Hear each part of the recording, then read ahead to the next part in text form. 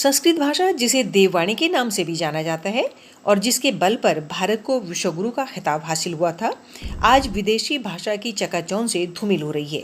इसके अद्वितीय महत्व को दरकिनार करते हुए आज की युवा पीढ़ी इससे मिलने वाले अमृत तुल्य ज्ञान से वंचित हो रही है। इसी को ध्यान में रखते हुए हिंदी साहित्य सम्मेलन पटना के अध्यक्ष डॉक्टर अनिल सुलभ द्वारा, जो निरंतर अपनी भाषाओं को निखारने में संलग्न रहते हैं, 17 मई से 28 मई तक संस्कृत संभाषण शिविर का आयोजन किया गया। डॉक्टर अनिल सुलभ की अध्यक्षता में ये 12 दिवसीय शिविर ऑनलाइन चला। फिरोज गांधी कॉलेज पटना के संस्कृत विभागाध्यक्ष डॉक्टर मुकेश कुमार ओझा द्वारा मुख्य प्रशिक्षण किया गया। उन्होंने 60 प्रशिक्षकों को अद्भुत अध्यापन कला से संस्कृत बोलना सिखाया। लगभग सभी प्रतिभागी संस्कृत बोलना सीख गए। 28 मई को समापन सह प्रतियोगिता समारोह का आयोजन हुआ। इस संभाषण प्रतियोगिता में 50 प्रशिक्षकों ने भाग लिया। समापन सह प्रतियोगिता समारोह के मुख्य अतिथि संस्कृत के प्रकांड विद्वान डॉक्टर मिथिलेश कुमार झा ने कहा कि संस्कृत सभी आर्य भाषाओं की जननी है। अध्यक्षता कर रहे डॉक्टर अनिल सुलभ ने कहा कि संस्कृत प्राचीन एवं वैज्ञानिक भाषा है। इसमें ज्ञान विज्ञान सब कुछ सुरक्षित है। संस्कृत के कारण ही भारत प्राचीन काल में विश्वगुरु था, अतः यह सर्वतोभावेन संरक्षणीय है। मंगलाचरण डॉक्टर प्रतिभा साई द्वारा, संचालन डॉक्टर मुकेश ओझा तथा धन्यवाद ज्ञापन डॉक्टर कल्याणी कुसुम द्वारा किया गया। स्वस्ति पाठ डॉक्टर JB पांडे द्वारा किया गया। डॉक्टर अनिल सुलभ ने कहा कि शिविर संचालन तथा संस्कृत पाठशाला का कार्यक्रम आगे भी जारी रहेगा। जून में उच्च शिविर आयोजित होगा। समारोह में 6 प्रतिभागी पुरस्कृत हुए। डॉक्टर जंग बहादुर पांडे रांची से प्रथम, डॉक्टर प्रतिभा सहाय पटना से द्वितीय, डॉक्टर पल्लवी विश्वास पटना से तृतीय, डॉक्टर प्रमिला मिश्र चित्रकूट से और डॉक्टर वीणाश्री हेम्ब्रम दुमका से संयुक्त रूप से चतुर्थ स्थान पर रहे। डॉक्टर सुषमा तिवारी दिल्ली से पंचम स्थान पर रही।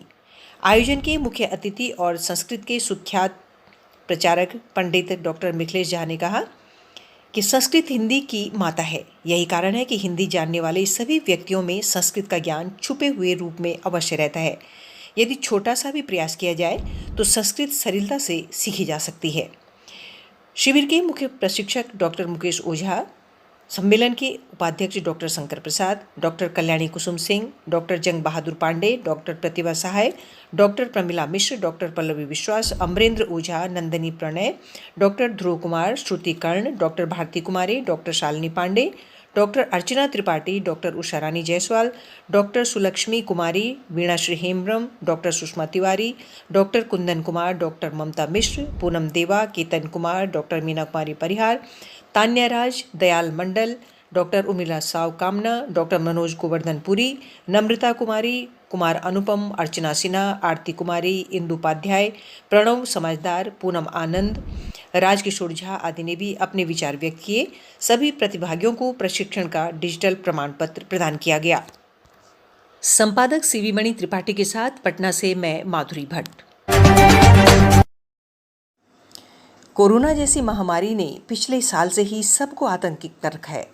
बच्चे, बूढ़े और युवा सभी इसके आतंक से भयभीत हैं।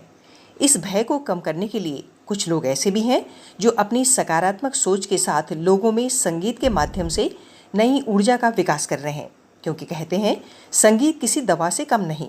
जहाँ कोई दवा असर नहीं करती, वहाँ संगीत का जादू असर कर जाता है। ऐसे ही नाम है डॉक्टर पल्लवी विश्वास, पति पंडित अभिनव काशीनाथ, पुत्र आयुर्मान, पुत्री काशिकी, जो सुर संगम की धारा बहाकर अनोखे कुंभ में डुबकी लगवाकर समाज को नई ऊर्जा और शक्ति दे रहे हैं। इनके इस बहुमूल्य अनोखे कार्य के लिए इनको साधुवाद, जिन्होंने हिंद देश विश्व बंधुत्व के अंतर्राष्ट्रीय मंच पर सकारात्मक ऊर्जा का विकास कर अद्भुत ऐतिहासिक कार्यक्रम की प्रस्तुति दी। हिंद देश विश्व बंधुत्व परिवार की अध्यक्षा डॉक्टर अर्चना पांडे निरंतर लोगों में सकारात्मक ऊर्जा का प्रसार करने के लिए प्रयासरत हैं। हिंद देश विश्व बंधुत्व परिवार की अध्यक्षा डॉक्टर अर्चना पांडे के साथ इंदु उपाध्याय, पटना।